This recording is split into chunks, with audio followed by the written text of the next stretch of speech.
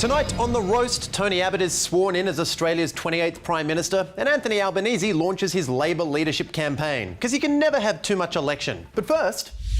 Liberal MP Dennis Jensen has slammed newly sworn-in Prime Minister Tony Abbott's decision to not have a Minister for Science in his government. The ABC's Latika Burke had Jensen score his leader's decision like he was judging a slam dunk contest. Out of 1 out of 10, how would you rank Tony Abbott's decision to not have a specific science ministry?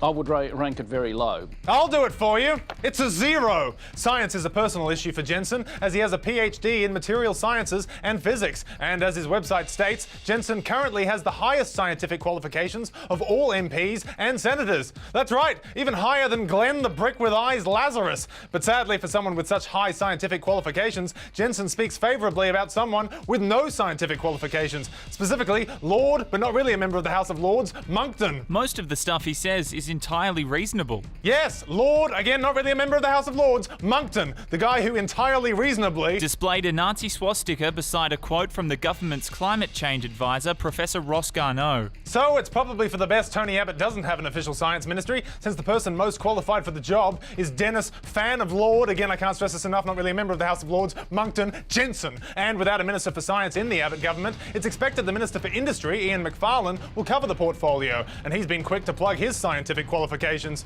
I think anyone who knows me knows that I'm a bit of an invention and innovation freak and gadget person. Finally, a freak gadget person in charge of science in this country. Hopes are again alive for a national propeller fedora scheme. The new US ambassador to Australia, John Berry, has introduced himself through a YouTube video.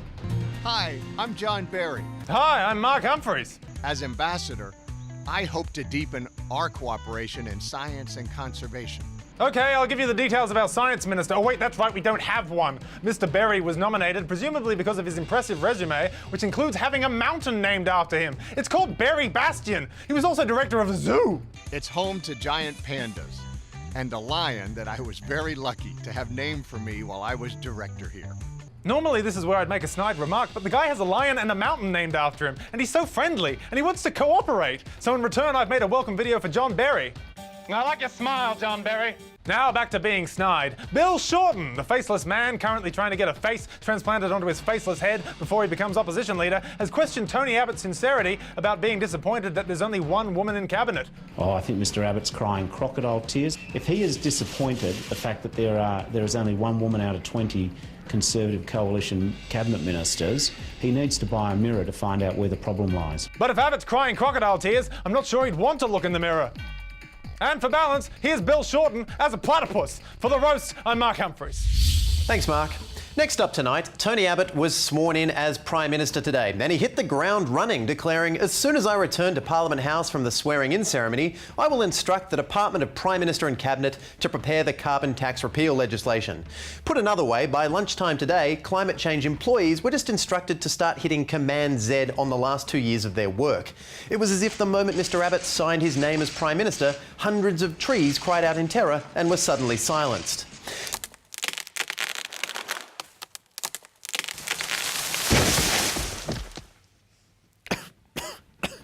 Now, the PM downplayed the significance of the swearing-in ceremony, saying, "Today is not just a ceremonial day, it's an action day." And that action had a very specific target, namely instructing the board of the Clean Energy Corporation to cease operations, abolishing the Climate Change Authority, and abolishing the Climate Commission. So basically, if you work anywhere with the word climate in the title, then today was the worst day you've had since you realised the planet was dying. I can't believe it's all over. $560 million invested in renewable technologies. $1.6 billion invested in the private sector. God, so many good memories. Oh, thank God we've got the Climate Change Authority to look after things. Oh, Jesus, you got to be kidding me. You guys are gone as well? Oh, well, it's in the hands of the Climate Commission now.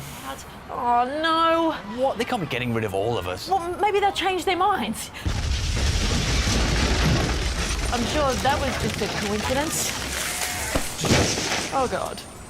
So the coalition government packed a lot into its first day on the job. It was like that unaired episode of 24 where all Jack Bauer did was kill anyone working in climate change. And with all that action on climate change today, it'll be pretty impressive if they have the energy to beat it tomorrow. I'm so tired.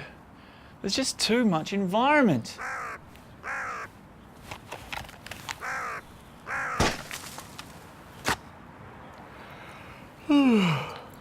But it wasn't all repeal this and abolish that, it was also banish those, because Prime Minister Abbott also kicked off Operation Sovereign Borders, his policy to combat people smuggling. And for months we've been hearing that in terms of its leadership, operational control of Operation Sovereign Borders will be in the hands of a 3-star military commander.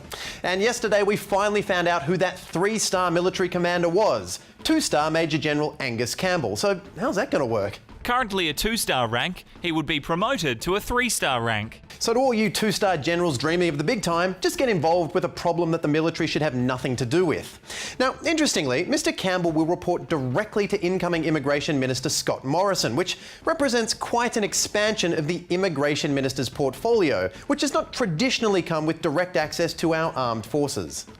Also, need tougher laws on 457 visas.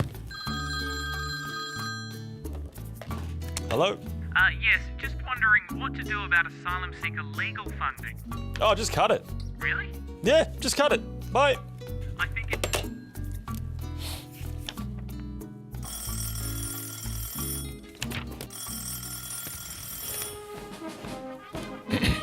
10. Hello? Yeah, well, maybe call me back when it's not so noisy. That's an order!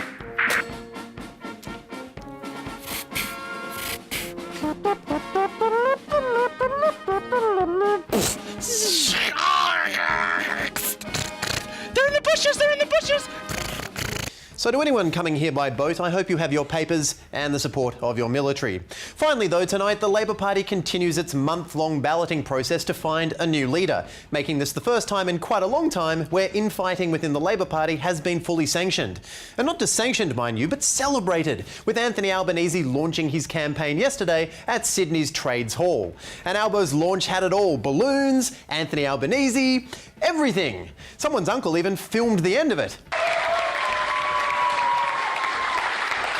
Seriously, we had 10 people looking for online video footage of the launch, and that is all we could find. And so while Uncle Spielberg sits back and waits for Hollywood to call, the question now is how both Albanese and Bill Shorten will spread their message of vote for me, but it's okay if you don't because the other guy is also great. What really matters is that we do what's best for the party. Either way, Labor wins and that means you do too, but seriously, vote for me or the other guy.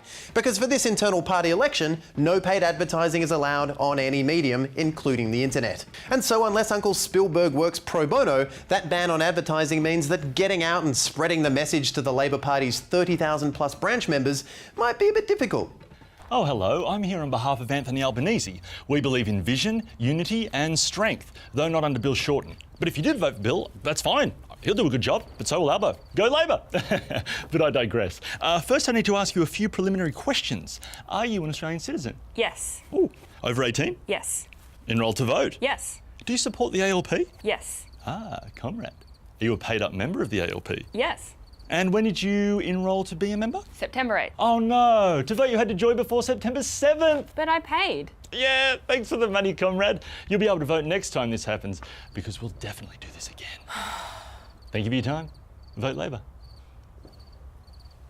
This is going to be a confusing election. Although, with no paid advertising, hopefully that will cut down on leaflets, and that can only be good for the environment. So, good.